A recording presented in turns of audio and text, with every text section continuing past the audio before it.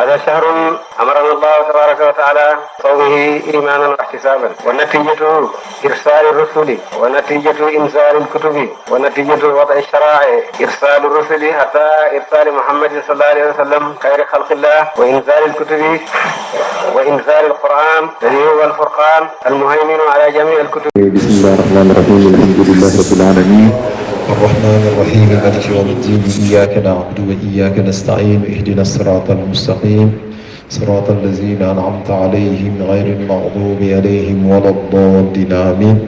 اللهم صل على سيدنا محمد الفاتح لما أغلق والخاتم لما سبق ناصر الحق بالحق والهادي إلى صراطك المستقيم وعلى آله حق قدره ومقداره العظيم.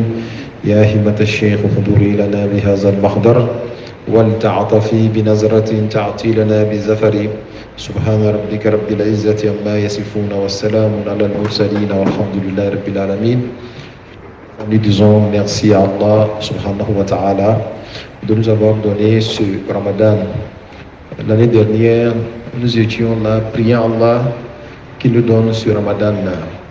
Et c'est ainsi qu'aujourd'hui, nous sommes convaincus que Dieu a accepté nos prières. L'année dernière, nous avons lu les épîtres de Cheikh Ahmed Tijani. Et cette année, nous allons lire également les épîtres de Cheikh Ibrahim Niass, en ce sens que Cheikh Ibrahim Niass est un grand représentant de Cheikh Ahmed Tijani, radiallahu ta'ala anhu. Il y a de cela un jour, on a commencé la lecture de cette épître que Cheikh Ibrahim Niass, ou ce discours que Cheikh Ibrahim Niass a donné. Et ça s'est passé à Kaduna. Vous savez bien, Kaduna, c'est une ville du Nigeria qui n'est pas très loin de Kano. Il a donné ce discours-là quand il avait 71 ans et il est décédé à 75 ans. Ce qui veut dire que même dans sa vieillesse, il s'est déplacé pour aller propager la parole d'Allah subhanahu wa ta'ala. Il ne s'est jamais senti fatigué. Alors donc, pour ne pas trop m'étendre sur ça, on va demander à cet Arabi de lire le texte en arabe. Il va lire le texte en arabe et nous allons commenter, Inch'Allah, en français. Que Dieu nous donne sa baraka. بسم الله الرحمن الرحيم. جذب الأحباب إلى حضرة رب الأرباب. كتبة ألقاها فضيلة الشيخ الإسلام الحاج إبراهيم نياز الخولكي رضي الله تعالى عنه. وقد ألقاها الشيخ في مدينة كادونا نيجيريا بتاريخ 12 ذي القعدة عام 1391 هجرية. الحمد لله رب العالمين والصلاة والسلام على أشرف المرسلين وبعد. قال الله تعالى: ولقد خلقنا الإنسان من سلالة من طين ثم جعلناه نطفة في قرار مكين ثم جعلنا النطفة علقة فخلقنا العلقة مضغة فخلقنا المضغة عظاما فكسونا العظام لحما ثم انشأناه خلقا آخر فتبارك الله أحسن الخالقين. هذه الكيفية لا يوجد ابن آدم إلا من هذا الطريق. الإنسان إذا نظرت في خلقه تعلم أن لله صنعا عجيبا وجعل له أعضاء متساوية، كل ما يحتاج إليه من عضو في حياته أكمله فيه قبل بروزه من بطن أمه. له رجلان يمشي بهما، له يدان يبطش بهما، له عينان يبصر بهما أو يبصر بهما، له أذنان يسمع بهما، له لسان يتكلم به، وغير ذلك من الأعضاء. وخلقه الله خلقا متينا ليتحمل مسؤوليته في الخلافة عن الله تبارك وتعالى. نحن خلقناهم وشددنا أسرهم، يعني شدد أعضاءه قوي اليدين. لا ترى إنسانا يمشي وتسقط إحدى يديه أو تسقط إحدى رجليه أو أذنه أو عينه. لا يخاف أحدكم على هذا. سيارة تمشي وتنفصل إحدى أجلاتها. هذا هو الفرق بين خلق الله وخلق الإنسان. الإنسان له سمع وبصر وله عقل يميز به الأشياء. يميز به الأشياء. يميز به الأشياء. نعم. وله عقل يميز به الأشياء. سمعه ليس كسمع البهائم. سمع الإنسان يميز الأصوات المختلفة. يسمع فيعرف أن هذا الكلام الإنسان. وهذا صوت البهيمة، وهذه لغة الوحوش، وهذه لغة الطيور. هذه لغة أفهمها وهذه لغة لا أفهمها. هذا كلام موجه إليها وهذا كلام موجه إلى غيره. هذا كلام محتاج للجواب وهذا كلام لا يحتاج للجواب. هذا كلام أحبه وهذا كلام لا أحبه. سمع الإنسان فقط هو الذي يدرك هذا. Barakallah. Merci, Sayyid Arabi, Inch'Allah. La lettre vient d'être lue en langue arabe. Et nous avons dit qu'avant de connaître les profondeurs des idées d'une personne, il faut connaître d'abord la personne. Quand tu ne sais pas qui est en train de parler, il y a beaucoup de choses qui peuvent t'échapper. Connaître une personne, ça fait que même quand tu entends la personne dire quelque chose qu'elle ne veut pas dire, tu sais que ce n'est pas ça qu'elle voulait dire. Wallahi. Parce que tu la connais. Alors donc, Cheikh Ibrahim Niasse, vous en tant que les disciples de Cheikh Ibrahim Niasse, on vous a beaucoup parlé de Cheikh Ibrahim Niasse. Mais qu'est-ce qu'il faut retenir? Si on dit que Cheikh Ibrahim Niasse est un wali, il y a eu beaucoup de wali. N'est-ce pas? Si on dit que Cheikh Ibrahim Niasse a mémorisé le Coran, il y a eu beaucoup de personnes qui ont mémorisé le Coran. Si on vous dit que Cheikh Ibrahim Niasse, tous ses enfants ont mémorisé le Coran, peut-être qu'il y a eu aussi beaucoup d'awliya dont les enfants ont mémorisé le Coran. Wallahi. Si on vous dit que Cheikh Ibrahim Niasse disait le Coran chaque jour 2 fois, qu'on appelle le subo, il disait une fois une partie en regardant, pour que ses yeux puissent avoir la baraka de la lecture du Coran, et l'autre partie, la nuit, il le mémorisait. On va dire qu'il y a des gens même qui lisaient le Coran entier en 3 jours, sinon tout le Coran en une journée. C'est tout ce qu'on peut vous dire sur Cheikh Ibrahim Niasse. On peut le dire sur les autres saints. Mais Cheikh Ibrahim Niasse s'est démarqué des autres saints par rapport à quoi? C'est surtout ça qui nous intéresse. Cheikh Ibrahim Niasse, s'il est khalife de Cheikh Ahmed Tijani, il y a beaucoup de khulafa de Cheikh Ahmed Tijani. Il y a Cheikh Omar al-Fouti, il y a Cheikh Ali Tamassini, il y a Cheikh Ali Ahrazim. Tous ceux-là sont les khulafa de Cheikh Ahmed Tijani. Wallahi. Alors, Cheikh Ibrahim Niasse, il s'est démarqué d'une seule chose. C'est la faïda. La faïda, son propriétaire est une seule personne. Dieu a fait de la faïda un honneur pour Cheikh Ahmed Tijani. Mais Dieu l'a manifesté dans les mains de Cheikh Ibrahim Niasse. Wallahi. Jusqu'à aujourd'hui, de tous les khulafa de Cheikh Ahmed Tijani, la seule personne qui a crié haut ou fort que c'est lui qui détient la faïda, c'est Cheikh Ibrahim Niasse. Aujourd'hui, on a certaines personnes qui disent que Cheikh Ibrahim Niasse, il a usurpé le titre et que la faïda appartient à tout le monde. Mais nous savons que cette parole n'a pas de sens. Wallahi. Parce que ces personnes-là, on veut voir leurs disciples. Est-ce que tel que Cheikh Ibrahim Niasse a propagé la faïda à ses disciples-là, est-ce que lui qui a dit ça là, lui aussi ses disciples sont comme les disciples d'Ibrahim Niasse? On a vu que c'est faux. Les seuls disciples aujourd'hui qui sont pénétrés fortement de cette valeur-là, ils ne sont que les disciples de Cheikh Ibrahim Niasse.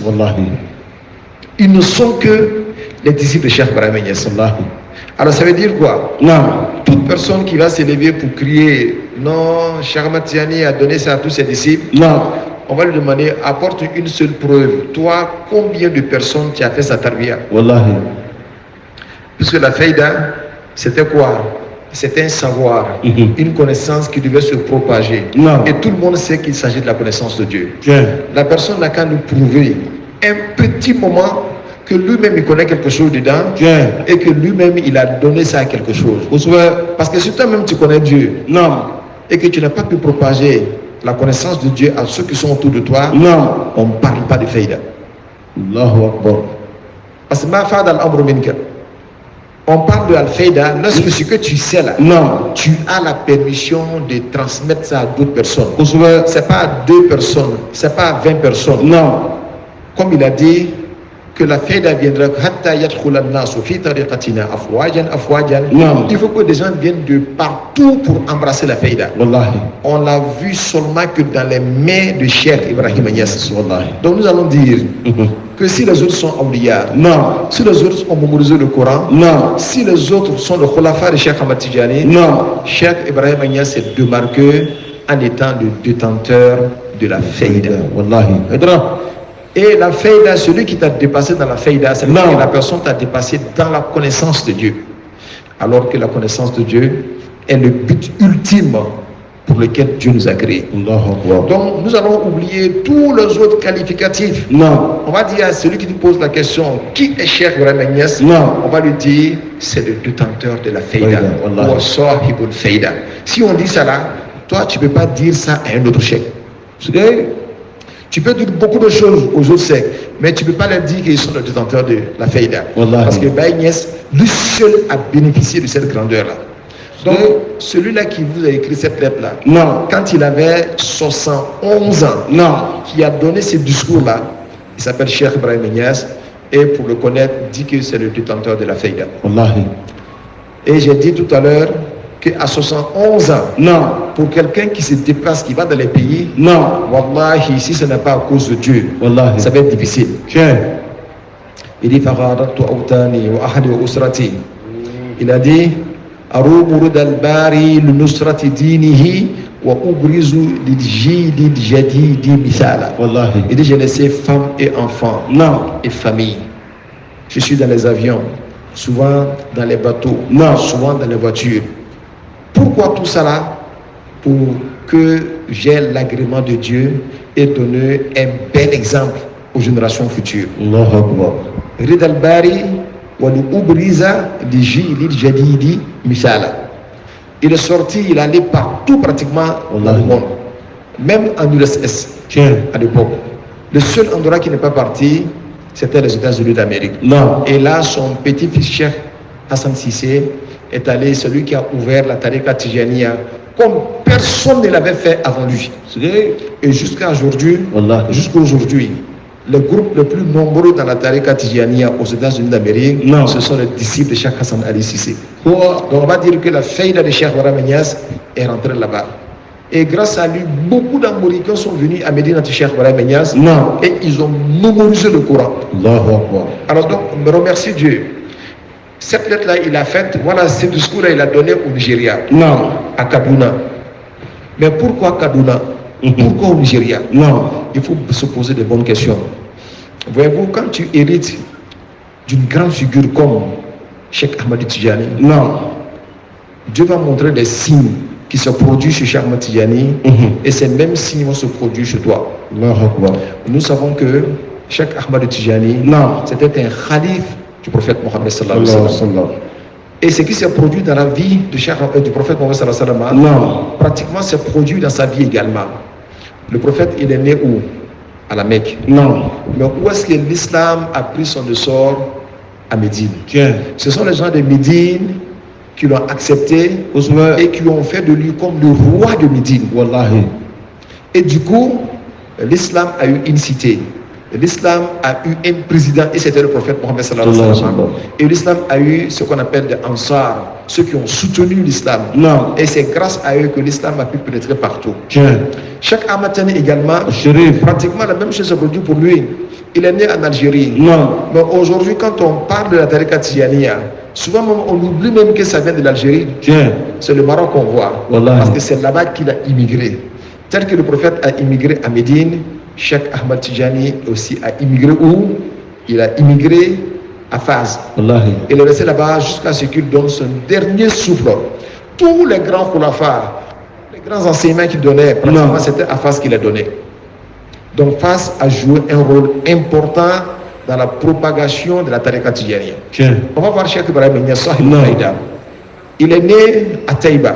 Ousmane. Mais finalement, il a émigré, il a quitté Taïba, il est venu s'asseoir à Médina Baye. Tiens. Une ville que lui-même a créée, une ville où il s'est assis avec tous ceux-là qui l'ont assisté. Wallahi. Mais qui sont ceux qui ont accepté parmi les populations étrangères le message de la Faïda? Il faut dire premièrement Non. la Mauritanie. Ousmane. La Mauritanie, parce que c'était plus proche. Deuxièmement, Non. le Nigeria. Et le Nigeria, ceux qui l'ont accepté n'étaient pas de moindres. La Tariqa Tijaniya s'est démarquée des autres tourouks. Les êtres taureaux, quand ça vient, il se peut que ce sont les êtres ignorants qui rentrent dedans. La tariqa a commencé avec les hommes qui étaient très instruits. Au début là, si tu n'es pas instruit, mais tu ne peux pas rentrer dans la tariqa tijaniya. Parce que ça interpelle tous tes sens. Voilà pourquoi tu vas voir les Ali Tamassini. Tu vas voir, ce n'est pas des gens qui, tu vois, qui ne connaissent rien. C'est des gens qui avaient l'air de savoir. Mohamed Mishri, ce n'étaient pas des ignorants. C'était des grands savants. Deuxièmement, encore avec ceux qui ont le pouvoir. Mola Suleiman du Maroc, c'était un roi. C'est un roi qui a accepté de suivre Cheikh Ahmad Tijani. Et ça, c'était au début même de la tariqa Tijaniya. Alors, quand les rois, les savants, les notables, quand eux, ils vont embrasser une affaire, les autres ne peuvent que suivre. Cheikh Brahmania s'est allé au Nigeria. Les premières personnes à l'accepter, c'était d'abord le roi. Amir Kano Sanusi. C'est lui qui a accepté de suivre Cheikh Brahmania. Et il est devenu même son disciple. Parce qu'il prenait même les sacs de Cheikh Brahmania. Quand on vous dit ça, là, vous ne pouvez pas comprendre l'importance. Au Nigeria, là, le roi, même voir sa tête, c'est pratiquement interdit. Il est toujours enturbané. Mais le jour qu'il a appris que Baïnias était là, il a oublié même ses chaussures. Il allait, quand il a vu que c'est son maître, il a pris son sac. Ses disciples, lui-même le roi, ses petits, là, ils sont venus dire non, monsieur le roi, laisse, on va porter. Il dit jamais, c'est moi-même qui vais porter ça. Il savait ce qu'il cherchait. Et lui, quand il a accepté la faïda, après ce sont les oulémas du Nigeria qui ont accepté. Donc Baïnias, pratiquement, il allait tout le temps au Nigeria. On l'invitait tout le temps au Nigeria. Le Nigeria est devenu le bastion de la faïda. Comme Fas est devenu le bastion de la tariqa tijaniya. Comme Madina Rasulullah est devenu le bastion de l'islam. Et quand tu regardes tout ça, ça te donne une idée que Cheikh Brahmanias qui est là, Wallahi, il est l'héritier digne de Cheikh Ahmad Tijani. Il est l'héritier digne du prophète Mohammed sallallahu alayhi wa sallam.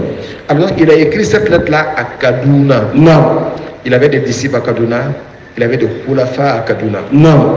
Et ceux-là l'invitaient à tout moment quand il venait à Kano.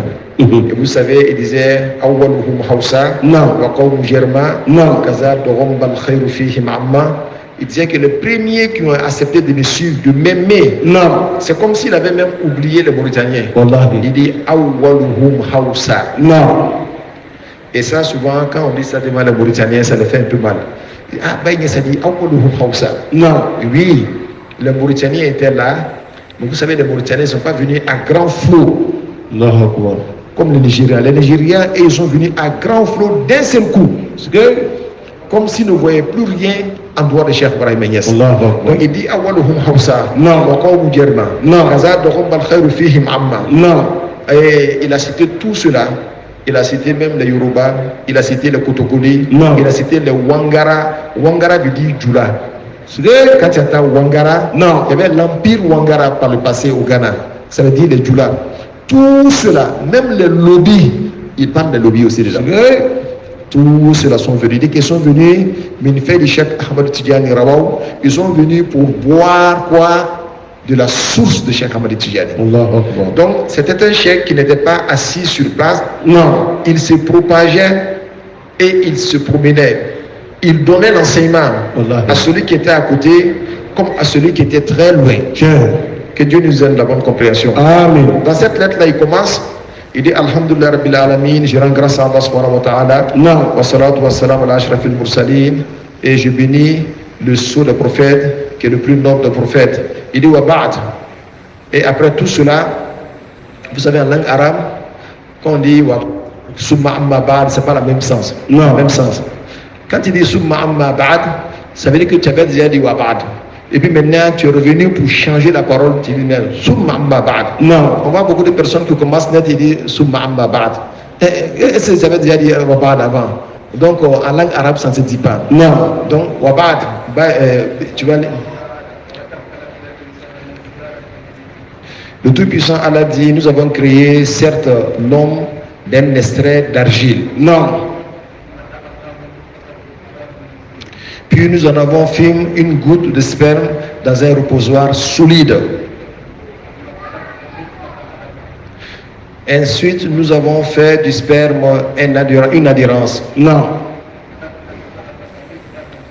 Et nous avons fait de l'adhérence, créé un embryon. De cet embryon, nous avons créé des os. Et nous avons revêtu les os de chair.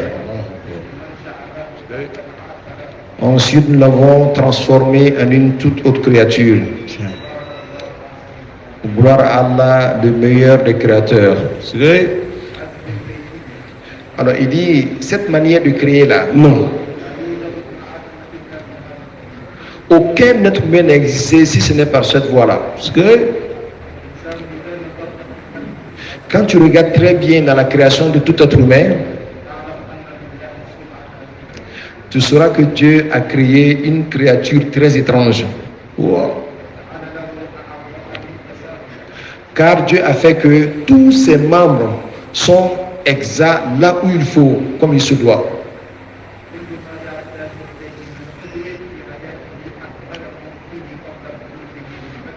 Tout ce dont il avait besoin comme membre, Dieu lui a parachevé cela depuis le ventre de sa mère avant qu'il ne sorte. Dieu sait que tu auras besoin des mains, il t'a donné des mains. Il sait que tu auras besoin des doigts, il t'a donné des doigts. Il sait que tu auras besoin des yeux, il t'a donné des yeux. Tout ça là, Dieu savait que tu avais besoin de ça. Avant même que tu ne naisses, Non. il t'a donné ça. Ça veut dire que tu peux lui faire confiance. Parce qu'il t'a donné alors que tu ne lui as même pas demandé. Tiens. Parce qu'il a vu tes besoins, voilà pourquoi il t'a donné. Donc quand tu es né là, il ne faut pas l'oublier. Il connaît encore tes besoins, il peut te donner. Wallah. C'est ce que le verset veut dire. Uh-huh. Il a 2 pieds avec lesquels il marche. Il a 2 mains avec lesquelles il saisit. Il a 2 yeux avec lesquels il regarde. Donc il a des yeux avec lesquels il regarde et il a aussi les oreilles avec lesquelles il entend. Il a aussi une langue avec laquelle il s'exprime. Et d'autres choses parmi les membres qui sont là, qui ne va pas citer tout.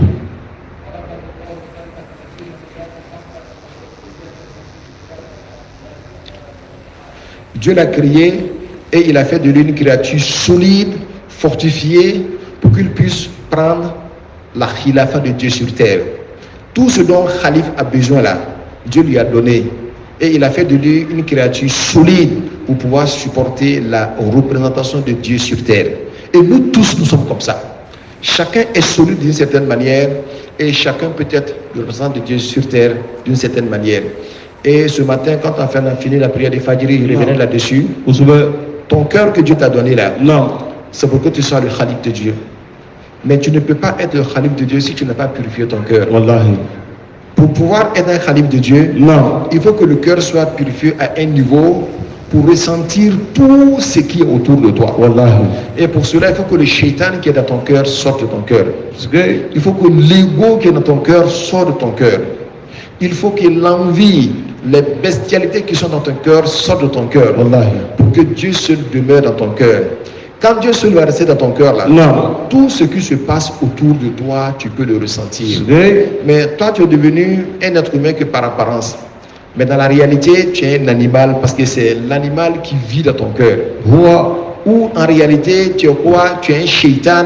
C'est parce que ce sont les actions sataniques qui sévissent dans ton cœur. Wallahi. Ce qui fait que tu n'es pas un être humain complet. Tu es peut-être un être humain à 10%. Non. Il y a des gens qui sont khalif de Dieu à 10%. Il y en a qui sont khalif de Dieu à 5%. Il y en a qui sont khalif de Dieu à 15%. Il y en a même qui sont à 0%. Parce que Et Dieu nous a créés pour que nous soyons sous khalif. La parole que Baye est en train de dire là, ça nous interpelle notre véritable mission. Chacun doit pouvoir représenter Dieu sur terre. Allahu Akbar. En Arabie, nous l'avons créé et nous l'avons fortifié sur le plan physique comme sur le plan spirituel. Et ça veut dire qu'il a fortifié tous tes membres. Il a fortifié aussi tes mains.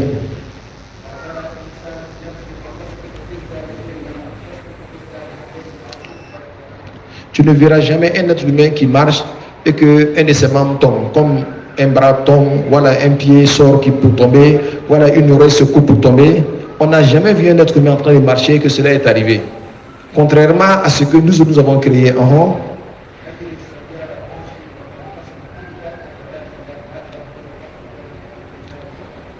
Alors que tu peux acheter ta Mercedes, dernier cri. Mais la Mercedes là, pendant une course là, il y a des roues qui peuvent se séparer de la voiture. C'est pas la première fois qu'on a vu ça là. Même un train, il est en train de partir, tu vois qu'il y a eu des problèmes. Il y a le roue aussi qui se détache du train. Mais Dieu, sa créature là, tu ne verras jamais un être humain qui est en train de manger, ou qui est en train de marcher, que ses mains sont tombées, ou bien ses oreilles sont tombées, ou bien un œil est tombé. Dieu nous a fortifiés. Et cette fortification-là, il faut tenir compte de ça. Tu te vois un être flinga, mais en réalité, Dieu t'a créé et il a fait de toi un être fort. Mieux que la voiture, mieux que le train, mieux que l'avion.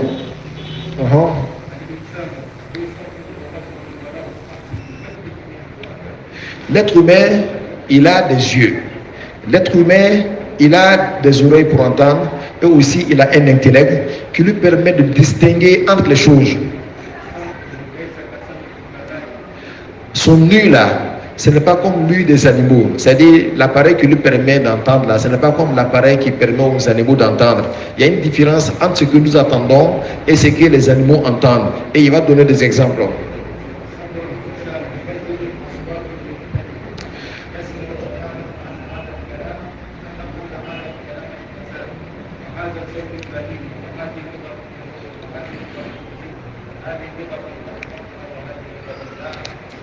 L'huile que Dieu a donné à l'être humain est tellement différent de l'huile des animaux que l'être humain, quand il marche, quand il attend les sons d'un oiseau, il sait que ça c'est un oiseau.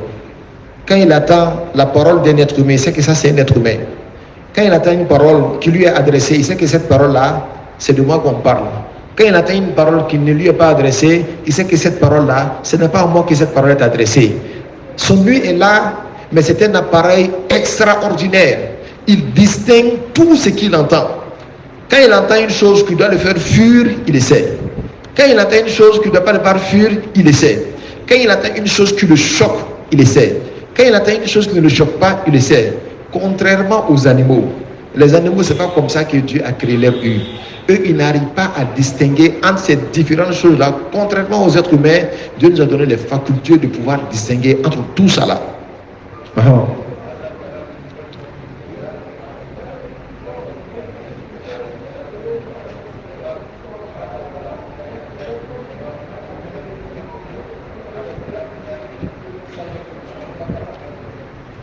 Et de regarder son œil, tellement c'est extraordinaire. Quand il sait qu'une parole lui est adressée, quand il entend ça, il sait.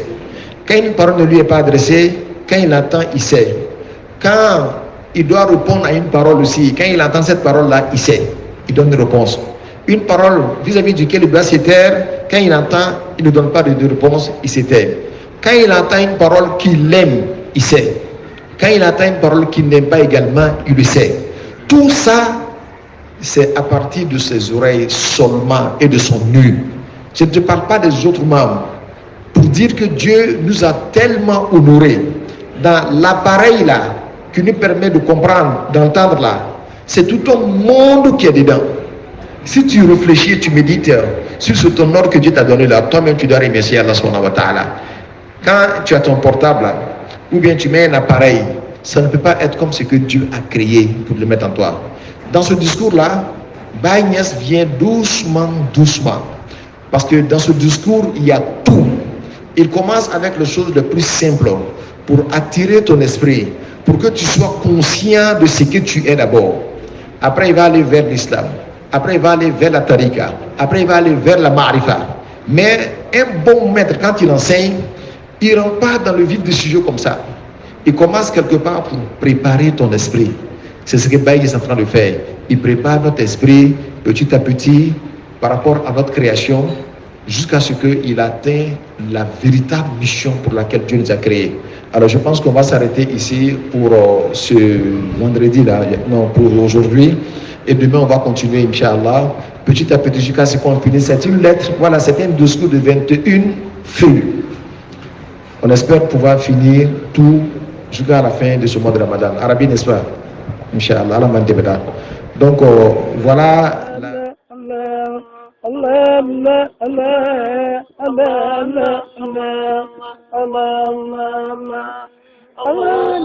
Allah